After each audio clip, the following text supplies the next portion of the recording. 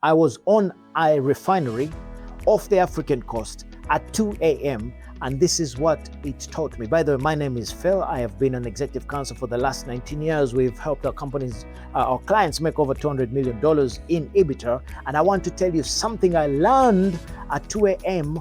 on a refinery, whatever I learned cannot be taught in any business school, including Harvard. Now, I was there during an operational incident, and because of the kind of counsel that I do, I like to go with my clients to where the actual work happens.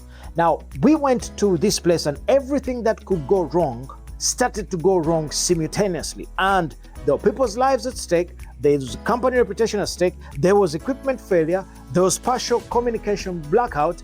Most importantly, 200 workers were looking at their supervisors for answers.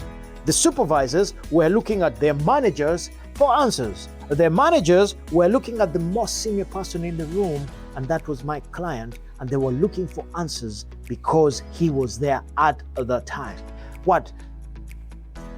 It's amazing when you put people in certain positions and certain situations where they have to step up and think. Now, guess what? What happened to my client on that night was that he was put in a position where there was no getting ready for it.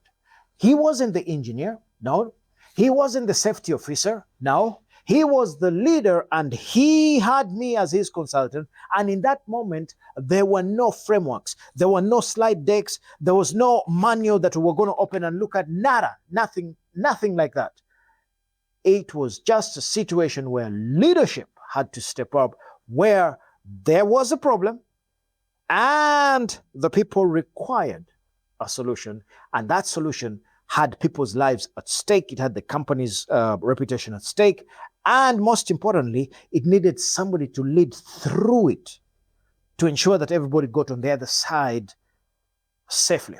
Now, what I found out was, and I've carried this with me into all kinds of boardrooms across the world, is that leadership in conditions of genuine consequence is completely different from leadership as a concept.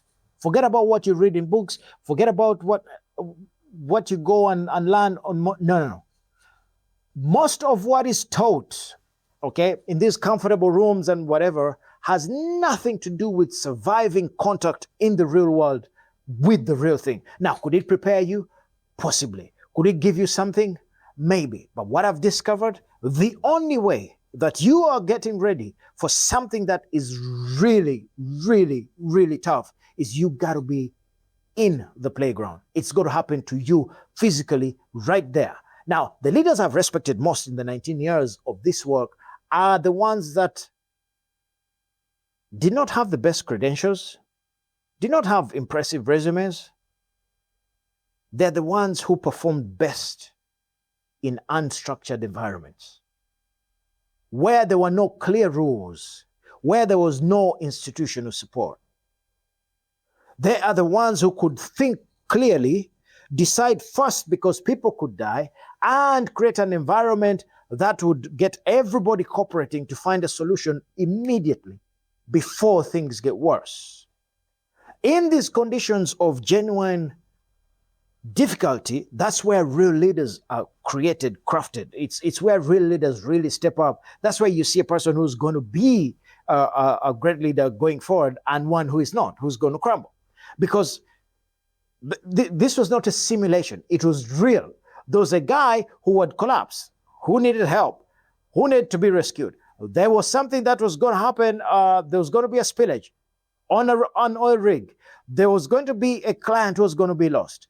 And all these this situation cannot be learned in psychometric tests, in coaching programs, in amazing locations. No, it is built when the stakes are real. The information is incomplete, the resources are limited, and the decision cannot be deferred. It must be dealt with there and then. Now, the challenge with most modern development, modern leadership development, it's because it has been systematically downgraded or down whatever to make it feel, to make the conditions feel safe and comfortable. But in the real world, That's not the way it works. This particular system has produced leaders who are excellent in good conditions, where things are good, air-conditioned office, and things are not, things are not as bad as they should be, which is exactly the wrong way to create leaders in today's world. What you need is a leader who has been forged in real, non-simulated situations. That's when they grow. That's when you know what kind of steel they're made of. What if your leadership capability, the one that you need most for the next decade, the one for the markets that are opening up, the one for the volatility that is happening in the world right now, what if it is that one that does not grow in comfortable environments, which cannot be produced in comfortable environments? Maybe that is what you need. If that is what you need right now, what if the most valuable development experiences are the ones that genuinely are very hard to deal with, especially if you have to think quick and fast? They're not manufactured difficulty. They're not leadership assault courses. They are real problems with real stakes, with real consequences, with real risk. What if that is what you need to create an amazing, amazing leadership team?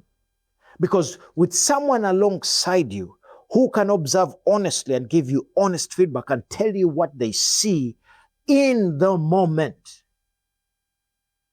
including the things that your team will not tell you. What if that is what you need right now to prepare for the next level, to deal with what is coming? In my experience, that is the only thing that changes leaders from a mediocre leader to a real leader, because you get real feedback in real time. Most importantly, when the stakes are high, you have no choice but to step up. In every company, in every quarter, you must put your leaders through something real where the stakes are high so that you can build amazing leaders. The question is whether you are willing to seek out where that friction is. You're willing to seek out where you can put them in positions where they have to step up and deliver in environments that are not necessarily the best environments. Because voluntary friction is significantly less expensive. Let's think about that.